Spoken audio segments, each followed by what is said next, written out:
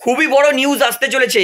IPL 2025 কিন্তু suspend বা called off হতে পারে। আজকে আমরা সবাই দেখেছি পাঞ্জাব আর দিল্লির ম্যাচ চলাকালীন মাঠের ফ্লাড লাইট বন্ধ করে দেওয়া হয়েছিল এবং সমস্ত মিলিটারি এবং ম্যাচ অর্গানাইজার ফ্যানদেরকে রিকোয়েস্ট করছিল হাত জোর করে যাতে তারা সুস্থভাবে বাড়ি চলে যায়।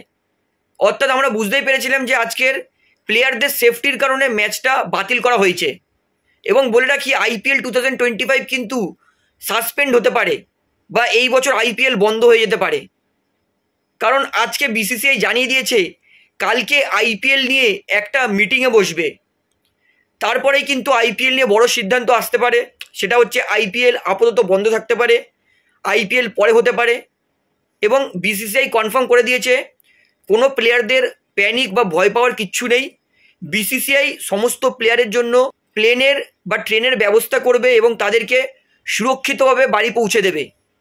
অর্থাৎ বিসিসিআই যতদূর মনে হচ্ছে আইপিএল কিন্তু আপাতত সাসপেন্ড করতে পারে, কল্ড অফ করতে পারে কিছু মাসের জন্য। অর্থাৎ আইপিএল কিন্তু আমরা দেখতে পারবো না। অর্থাৎ কেকেআর সিএসকেরই কিন্তু লাস্ট ম্যাচ ছিল বলে অনুমান করা হচ্ছে আপাতত। অর্থাৎ আইপিএল কিন্তু বন্ধ হতে পারে, এটা কিন্তু সবথেকে বড় বিগ নিউজ। তো আমি তো আপনাদেরকে জানিয়ে দিলাম, আশা করি আপনারা ভিডিওটা শেয়ার করে কিন্তু আপনাদের বন্ধুদেরকে জানিয়ে দিন যে আইপিএলের সবথেকে বড় নিউজ যে আইপিএল সাসপেন্ড হতে পারে বা এই বছর আইপিএল বন্ধই হতে পারে। তো এই বিষয়ে আপনার বক্তব্য কি সেটা আমাকে কমেন্টে জানাবেন। ধন্যবাদ।